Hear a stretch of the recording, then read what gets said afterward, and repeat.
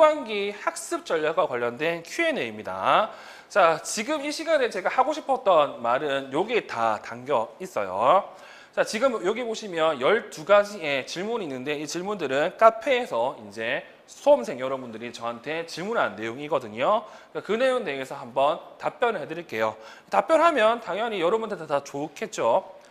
자, 그러면 후반기 학습 전략에 대해서 이렇게 물어봤습니다. 첫 번째, 시간도 걸려 구두 인출을 하고자 하는데 백질보다 효과적일까요? 자, 여러분들이 뭐 임용이라든지 그리고 여러 공부에서 두각을 했던 사람들이 쓴 수기들을 살펴보시면요, 대부분 뭘 많이 하냐면 딱 두 가지를 합니다. 첫 번째, 기출을 완벽하게 보는 거. 두 번째는 백지 인출하는 거예요. 근데 이 백지 인출하는 게 정말 힘들어요. 해보시면 아시겠지만 시간도 엄청 많이 걸려요. 그래서 많은 분들 같은 경우는 이렇게 구두 인출을 하죠. 자, 근데 이거 같은 경우는 이제 케이스 바이 케이스고 장점과 단점이 있는데, 일단 중요한 건 이 구두 인출, 백지 인출 전부 다 내가 외웠던 거 확인하는 거잖아요. 그래서 제가 말씀드릴 수 있는 건 뭐 구두 인출이 좋다, 백지 인출이 좋다 아무 상관이 없습니다. 외웠던 거 확인만 하면 돼요. 근데 만약에 내가 특정 내용을 열심히 그리고 구체적으로 외웠다라고 하면 여기 나와 있는 백지 인출이 더 낫습니다. 빼곡하게 다 확인할 수 있어서. 근데 소위 말해서 뭐 카테고리라든지 아니면 별로 내용이 없다라고 한다고 하면 구두 인출도 나쁘진 않아요. 그래서 본인이 가지고 있는 암기한 양에 따라서 백지 인출도 해도 구두 인출도 해도 됩니다. 근데 구두 인출은 뭐 소위 말해서 처음에 사용하고요. 궁극적으로는 백지 인출을 하셔야 됩니다. 백지 인출하는 걸 목표로 공부를 하라는 뜻이지.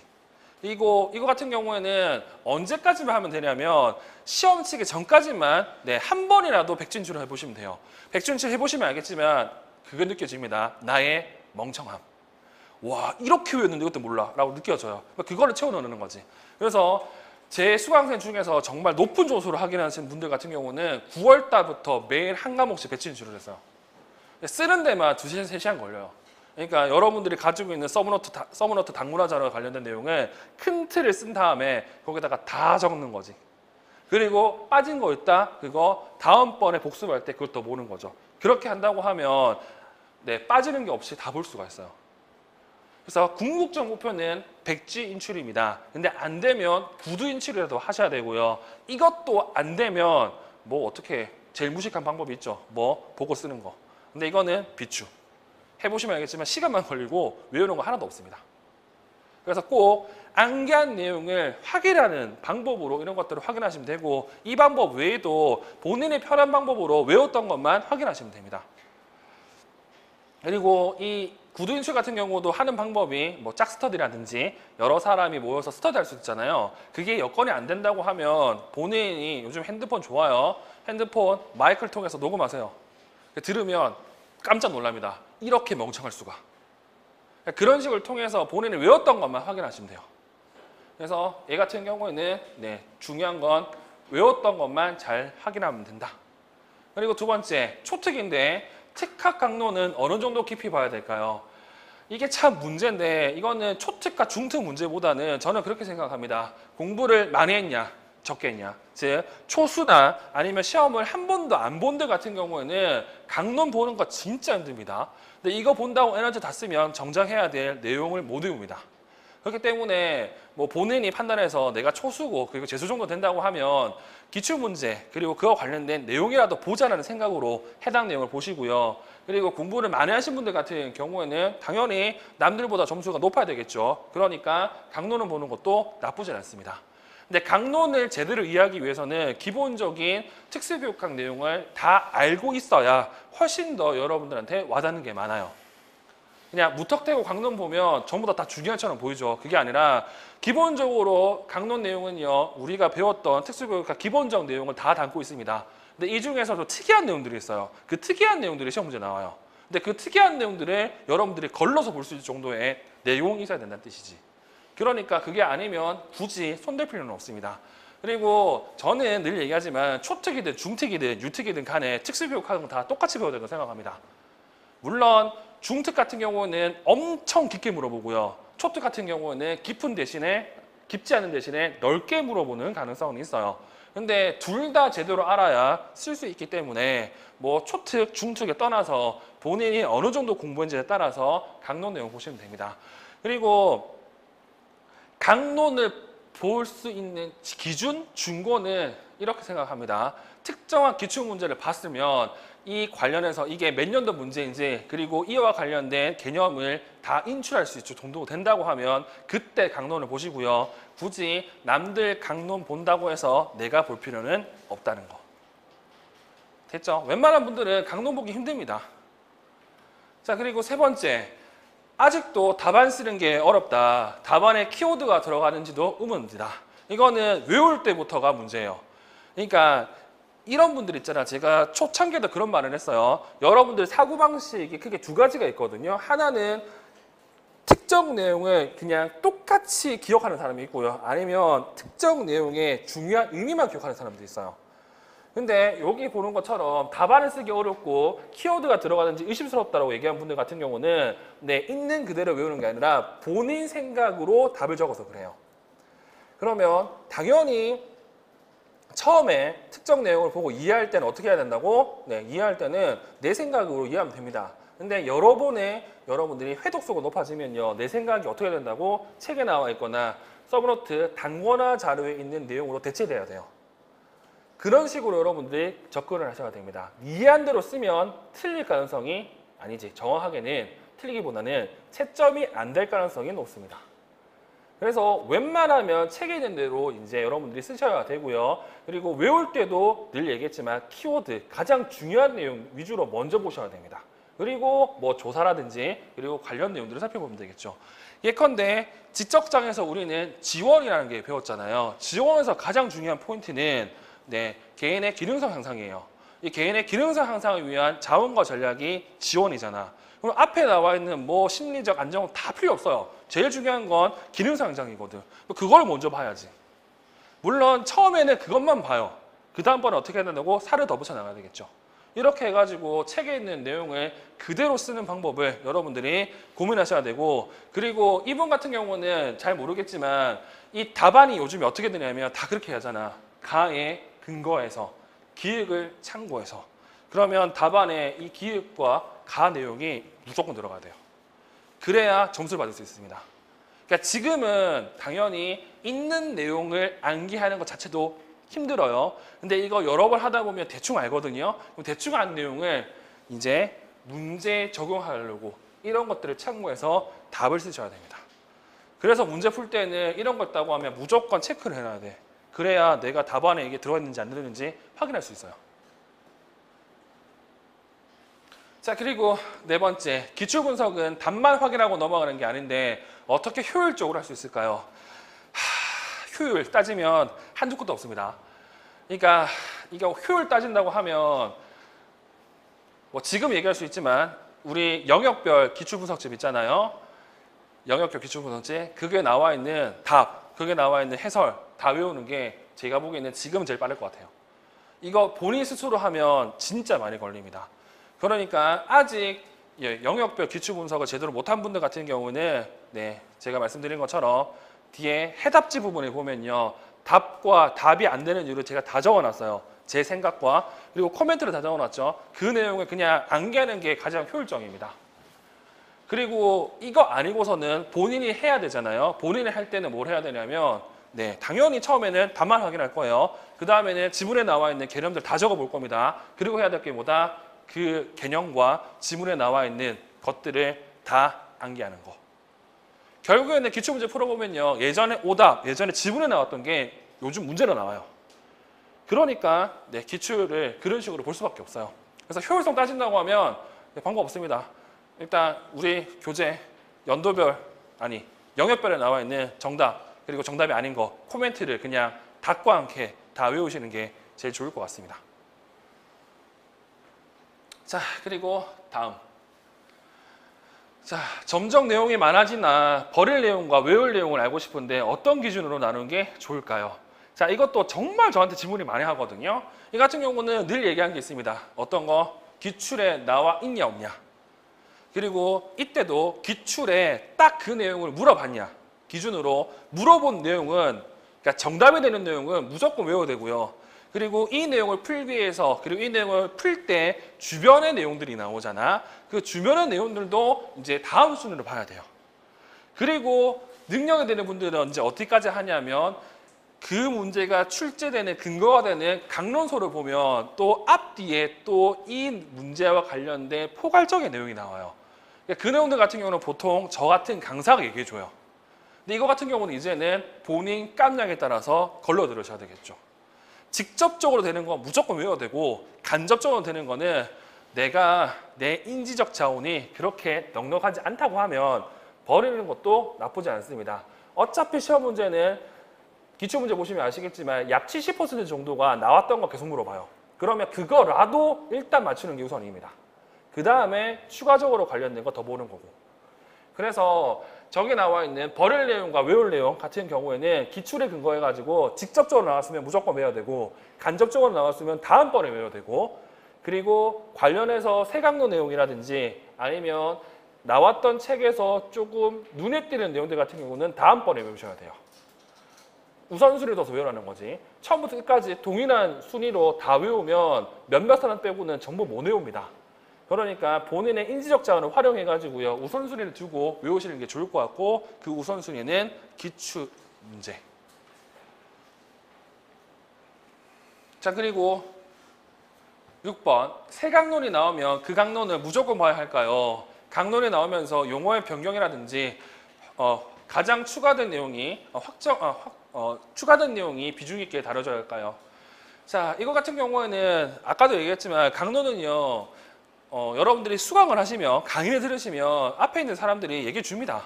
얘기해 주는데 이 얘기해 줄 때 새롭게 나왔으니까 봐라, 이거보다는 저 같은 경우에는 이거 이런 때문에 이 내용이 눈에 띈다고 얘기해 주거든요.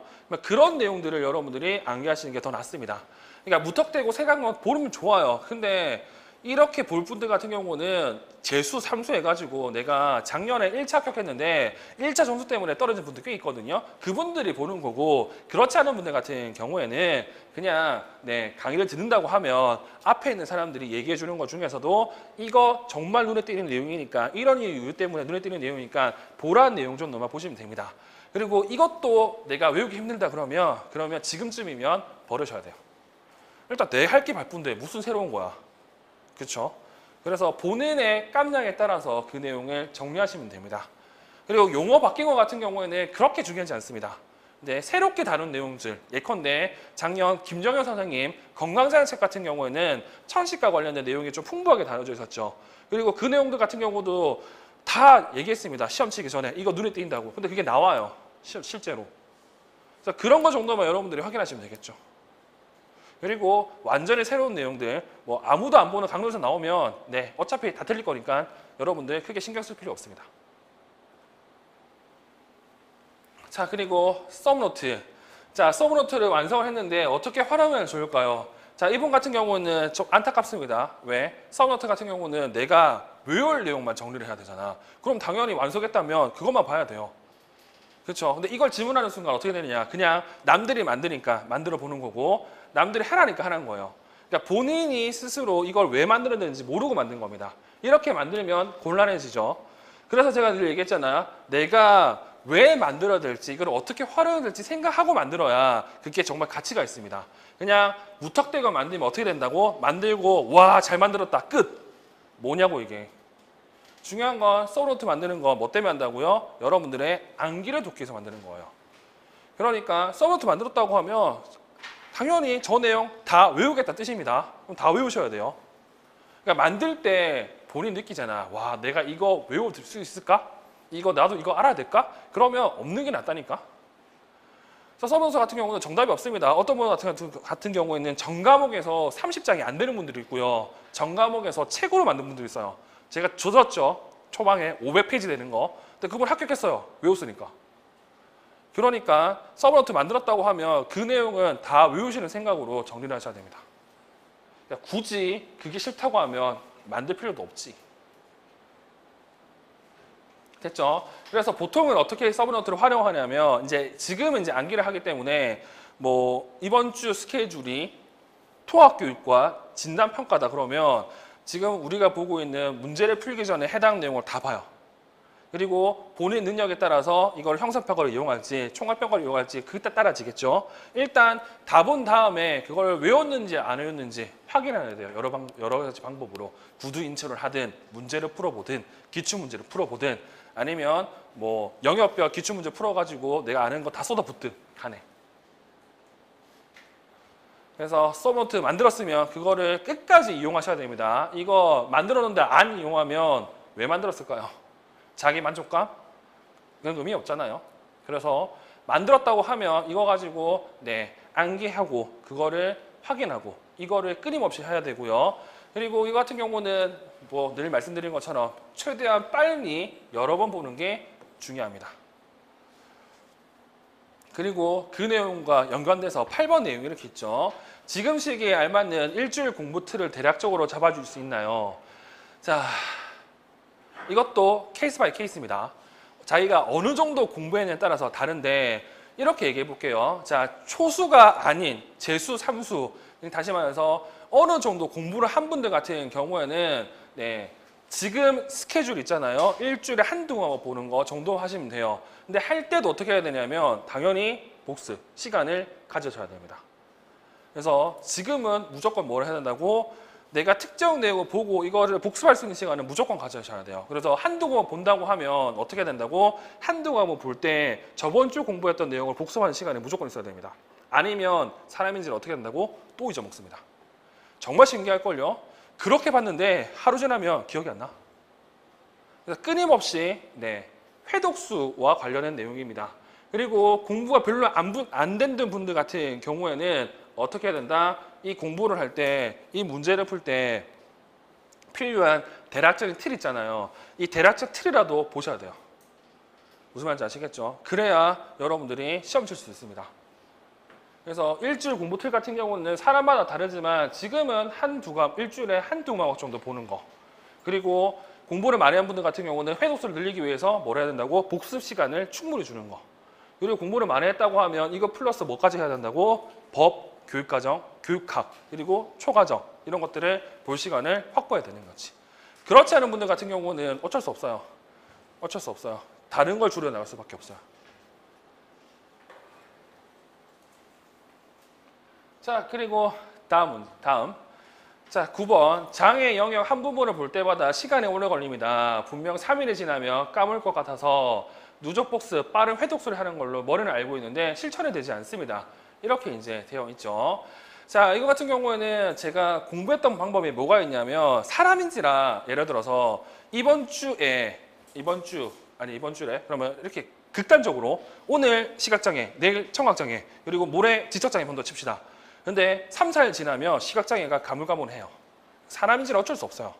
그럼 어떤 방법들이 있냐면 제가 우리 교재를 어떻게 만들었냐면 교과 교육학과 교과 내용학으로 나눠놨죠. 그러면 교과 내용학 같은 경우는 무슨 장애가 붙잖아요. 이 무슨 장애한 내용들 쭉 다 살펴보시면 보통 첫 번째는 어떤 내용이 나오냐면 법에 나와 있는 정의나 특성들, 분류들이 나와요. 그 다음에는 뭐가 나오냐면 우리가 알고 있는 중재들이 나옵니다. 그러면 이거 같은 경우도 스케줄 짤 때 어떻게 짤 수 있냐면 예를 들어서 오늘은 어떻게 한다? 오늘은 시각장애, 청각장애, 학습장애, 정서행동장애 등등의 정의와 분류만 보겠다. 그렇게 볼 수도 돼요. 그 다음에 어떻게 본다고? 그 다음 날은 몇몇 과목의 특성. 그 다음 날은 몇몇 과목의 중재. 이렇게 보면 3일 보더라도 전 과목 다 볼 수 있어요. 이렇게 해가지고 어떻게 할 수 있다고? 여러 번 돌릴 수가 있습니다. 그러니까 사람이 중요한 게 특정 과목을 보면 특정 과목 잊어먹어. 근데 특정 과목의 일부를 보면요. 사람인지라 그 일부보다는 좀 더 많은 게 떠올라요. 이런 식으로 해서 내 머릿속에 날아가는 걸 잡아주셔야 됩니다. 그래서 공부하는 방법이 여러 가지가 있거든요. 이 여러 가지 방법들을 여러분들이 써먹으셔야 돼요. 그래서 과목으로 볼 수도 있지만 영역으로 볼 수도 있지만 제가 말씀드린 것처럼 한 영역의 특정한 섹션, 우리 교재 같은 섹션을 구성되어 있잖아요. 섹션으로 볼 수도 있습니다.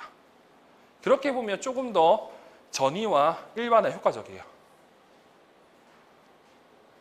생각을 해봐요. 자폐, 그리고 의사소통 등을 보시면 의사소통 중재 방법들 보면 다 또이또이하거든요. 그리고 의사소통과 관련해서 지적장애 의사소통 방법, 정서행동, 자폐 의사소통 방법 묶어보면 별로 달라지는 게 없습니다. 거의 비슷합니다.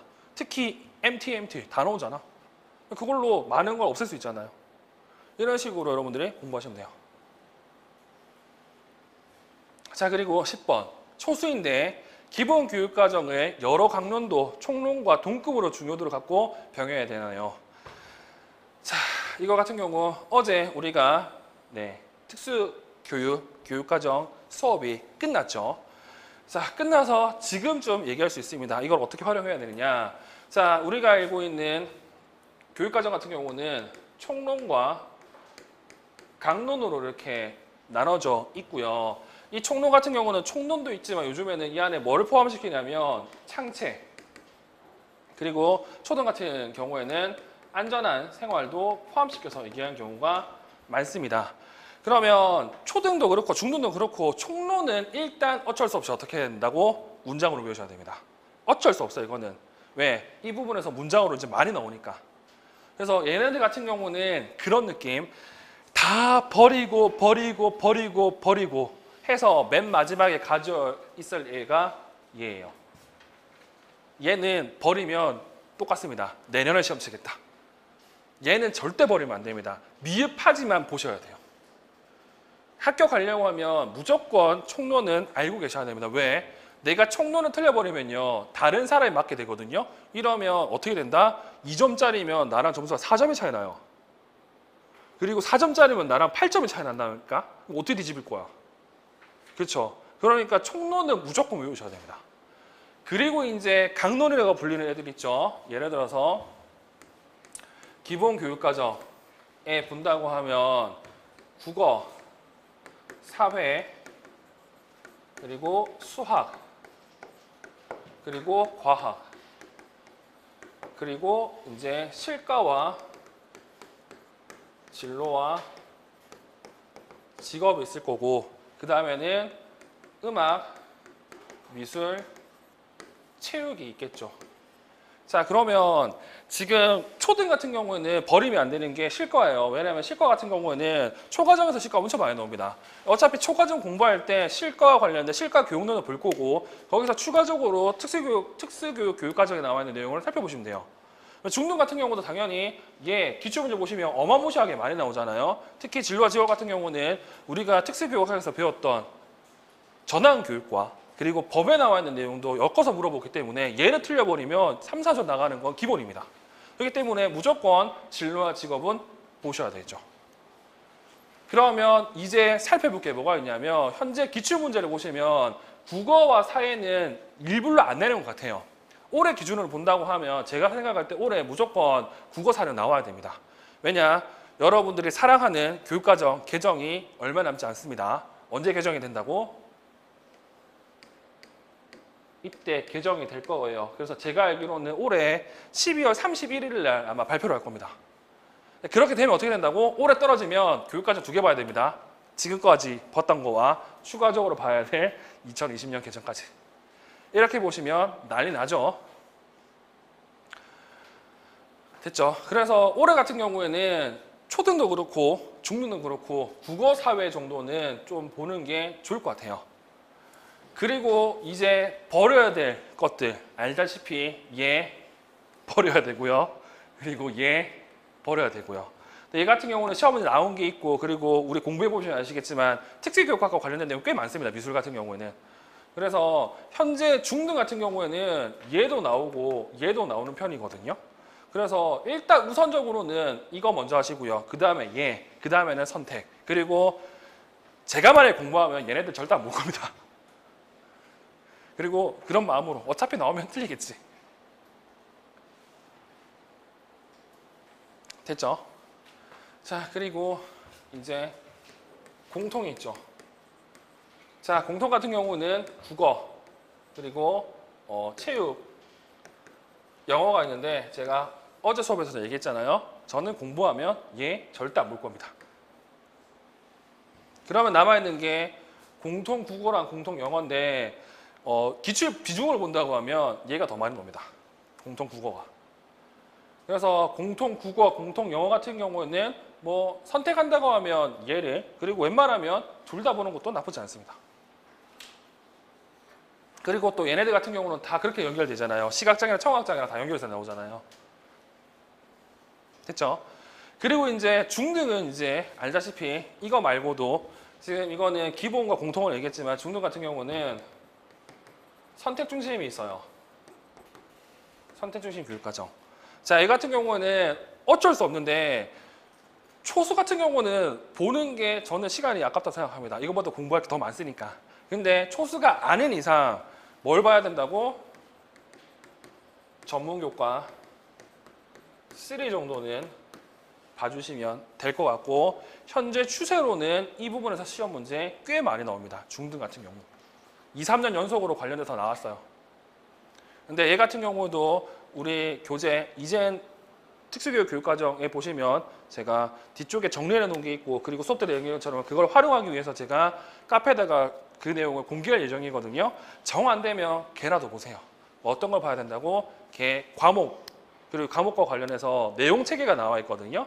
내용 체계에서 명칭 정도만 보시고 이 명칭으로 어느 과목인지 유추할 정도만 확인하시면 됩니다.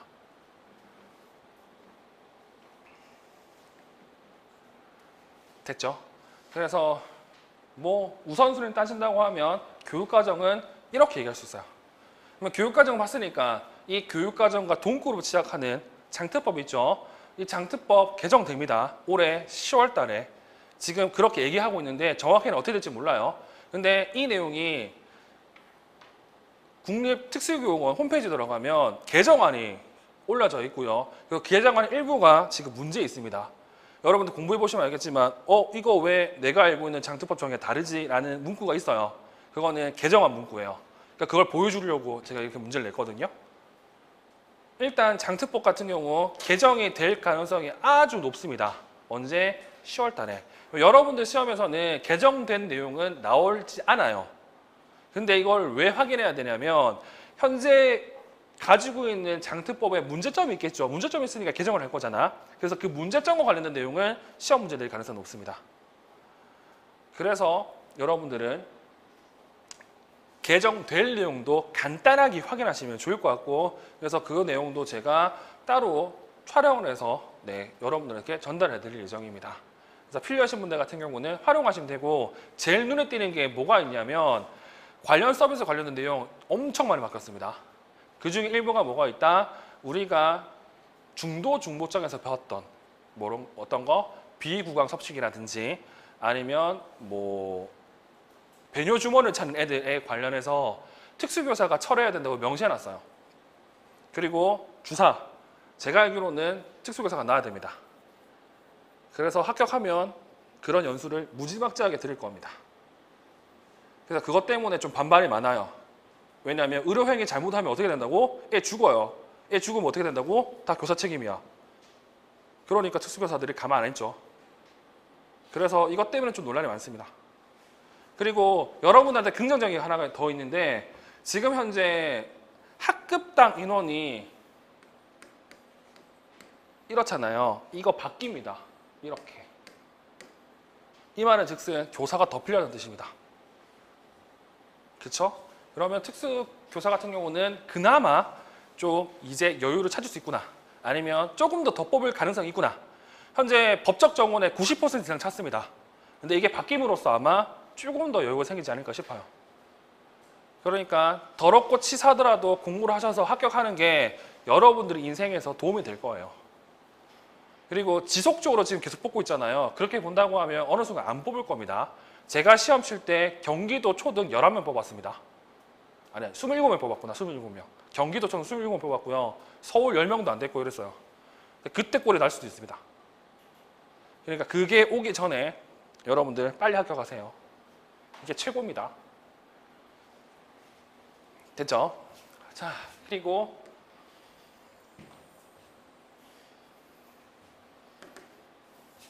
(11번) 자, 연도별 기출 분석을 스터디로 진행하려고 합니다. 효과적인 운영 방법으로 어떤 방법이 있을까요?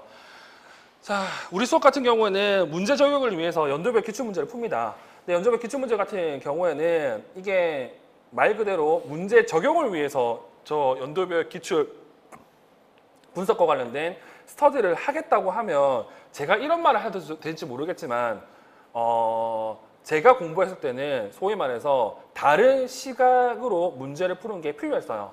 이 말은 이렇게 얘기하면 나 내부돈 파는 것 같은데 뭐 어차피 뭐 알다시피 특수교육 같은 경우는 강사가 상당히 많습니다. 그러면 다른 강사의 수업을 들었던 분들과 함께 하는 것도 나쁘진 않습니다. 왜? 어차피 이게 서답형 문제이기 때문에 정답이 공개가 안 되거든요. 그래서 해석하는 방법이 다 달라요. 대부분 문제는 비슷한 답은 있지만 몇몇 문제 같은 경우는 논란해내는 문제가 있습니다. 그런 거 관련해 가지고 스터디를 하면서 이게 왜 이렇게 되는지와 관련해서 생각해 볼 여지가 생기거든요. 그러니까 연도별 기출분석을 스터디를 하려고 하면 제일 좋은 거는 비슷한 생각 있는 사람과 다른 생각을 하는 사람과 함께 모여가지고 왜 이게 답이 되는지를 토론을 해봐야 돼요. 답을 얘기하는 게 아니라 왜 이게 답이 되는지, 그리고 답이 왜 안 되는지 이런 것들을 얘기해 보셔야 됩니다. 그러면 조금 더 고차원적인 수업이 되지 않을까, 스터디가 되지 않을까 생각이 듭니다. 이거 얘기하는 게 도움이 될지는 모르겠지만 나한테는 일단 그래요. 됐죠? 그래서 연도별 같은 경우는 목적이 분명해야 됩니다. 문제 적용을 한다고 하면 그렇게 할 수 있고요. 그리고 지금 만약에 답 맞추는 스터디를 한다? 네, 100% 파토납니다. 지금은 하나도 의미가 없어요. 이제 외울 듯이거든. 근데 외울 거는 연도별로 풀면 조금 뭐라 해야 될까? 비효율적입니다. 영역별 푸는 게 100번 낫거든. 공부하기 훨씬 편하거든요. 그리고 제일 안타까운 질문 12번. 여러분들도 이런 고민을 하시는 분들이 많죠. 저는 임용시험에 합격할 수 있을까요? 이 답은 뭐 제가 드릴 수 있는 말은 하나밖에 없습니다. 합격할 수 있습니다. 여러분들 그래도 나름 4년제 대학과 나름 대학원을 나오신 분들이고요. 그리고 이 시험 보시면 아시겠지만 내용이 무식하게 어렵거나 무식하게 하드코어하진 않습니다. 여러분들의 기회가 되시면 의대 문제나 아니면 사법시험, 로스쿨 문제를 보세요. 그러면 눈 돌아가요. 눈 돌아가요. 그만큼 우리 시험은 어렵진 않습니다. 그래서 어려운 것보다는 공부하는데 힘들어서 그래요. 왜 그러냐면 지금 뭐 로스쿨 그리고 뭐 의대, 걔네들 같은 경우는 고등학교부터 중학교 때부터 공부하는 법을 아는 애들입니다.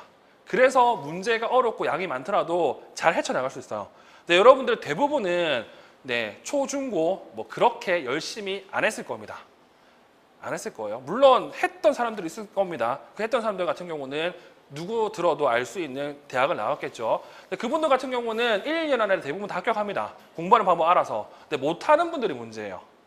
그분들 같은 경우는 어떻게 생각해야 되냐면 내가 대학을 다시 다닌다는 생각으로 공부하셔야 됩니다. 즉 공부하는 방법도 알아야 되고요. 내용도 확인하셔야 됩니다.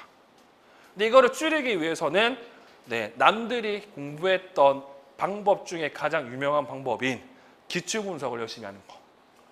그래서 저는 늘 얘기합니다. 기출분석 정말 열심히 하잖아요. 그러면 여러분들 보시면 아시겠지만 답 다 비슷합니다. 그놈이 그놈이에요. 그러니까 쓸 때 조금 신경 써서 쓴다고 하면 점수가 나오는 편이거든요. 그러니까 저런 생각보다는 할 수 있다는 생각을 하시고 얼마만큼 빨리 합격할 수 있는 거를 고민하시면 됩니다. 그러니까 여러분들 소위 말해서 지적장이 아니잖아요. 물론 적응행동에 문제가 있는 사람 몇 명 있어. 지능은 모르겠어요. 하여튼 적응행동에 문제 있는 사람은 있지만 지적능력에 문제 있는 사람은 별로 없습니다. 그렇기 때문에 충분히 할 수가 있습니다. 시간이 어느 정도 걸릴 뿐이지. 그래서 아까도 얘기했지만 TO 그래도 이제 조금 남았다고 생각이 드니까 TO가 끝나기 전에는 열심히 노력하셔서 합격하시는 게 제일 좋습니다. 그러니까 뭐 기간제하고 공부하고 보다는 그냥 주구장창 공부하는 것도 나쁘지 않습니다. 물론 재정적으로, 육체적으로, 심리적으로 힘들 뿐이지만 그것만 극복한다고 하면 언젠가는 합격할 수 있습니다. 그리고 제가 공부할 때는 TO가 작았다고 했잖아요. 유튜브 같은 경우는 전국 10명이었어요. 말이 안 돼요. 그러니까 그게 공부를 몇 년씩 하냐면 기본적으로 5년입니다. 그리고 제가 봤던 사람 중에서 가장 오래 했던 사람은 12년. 됐어요. 물어봤어요. 어떤 생각이 듭니까? 합격하시니까. 딱 그 말을 하시더라고요. 인생을 알았다고. 인생을 알 수밖에 없어요. 왜냐하면 우리가 알고 있는 그거 다 겪었을 거 아니야. 기쁨도 느꼈을 거고, 환희도 느꼈을 거고, 뭐 불안도 느꼈을 거고. 근데 붙어 있으니까 합격하니까 그런 감정, 기쁨보다는 그거 안도감이 우선이래요. 할 수 있다. 됐잖아요. 그러니까 제발 포기하지 말고 공부하세요. 정말로 어려운 시간 아닙니다. 다 됩니다. 그리고 속된 말로 여러분들 학교 다닐 때 옆에 봤던 동기 그런 애들 있습니다. 와, 제가 교사 된다고? 돼요. 돼요. 진짜 돼요. 그리고 그런 생각 듭니다. 제가 되는데 나도 못 되면 어떻게 되냐고. 그렇잖아요. 그러니까 네, 포기하지 말고 하시길 바랍니다. 그래서 1차 떨어졌다고 해서 노는 게 아니라 1차 공부 떨어지고 나면 공부해야지. 남들 다 되는데 나만 1차 안 되면 곤란하잖아요. 그래서 최소한 이 시험은 2, 3년 붙어 있는 게 정답인 것 같아요. 왜냐? 본인이 이렇게 공부를 안 해봤잖아. 내가 생각하기에는 중고등학교 이렇게 공부하잖아요. 그럼 1년만 합격합니다. 그리고 저 같은 경우에도 제 자랑은 아니지만 저는 중학교 때 4시간씩 자고 공부했어요. 그러면 어떤 일이 발생하냐면 고등학교 때 공부할 내용이 없어집니다. 그러니까 다른 일을 하지. 남들과 다른 걸 하죠. 여러분들은 그 시간 놀았잖아요. 그러니까 그걸 채운다고 생각하시고 하시면 됩니다. 어차피 합격하려고 하면 진짜 똑똑한 사람들 아니고서는 절대 공부량이 필요합니다. 그 절대 공부량을 채운다고 생각하시면 돼요. 그리고 똑똑하면 빨리 돼요. 어쩔 수 없어. 그게 불만이면 엄마 몇 달 잡으세요. 왜 나를 이렇게 낳냐고. 됐죠? 이렇게 해서 네, 후반기 학수 전략과 관련된 Q&A를 마쳤습니다. 이게 아마 여러분들 공부하는데 도움이 됐을 거라고 믿을 거고요. 그래서 이 내용대로 공부를 한다고 하면 아마도 올해 합격할 수 있을 겁니다. 됐죠? 그래서 첫 번째 교시는 이렇게 마칠 거고 제가 늘 하는 말이 있습니다. 이제 합격해야 되고요. 그리고 제발 시키는 대로 하세요. 제발 딴짓하지 말고. 됐죠? 그래서 좀 쉬었다가 본격적으로 문제 풀도록 하겠습니다.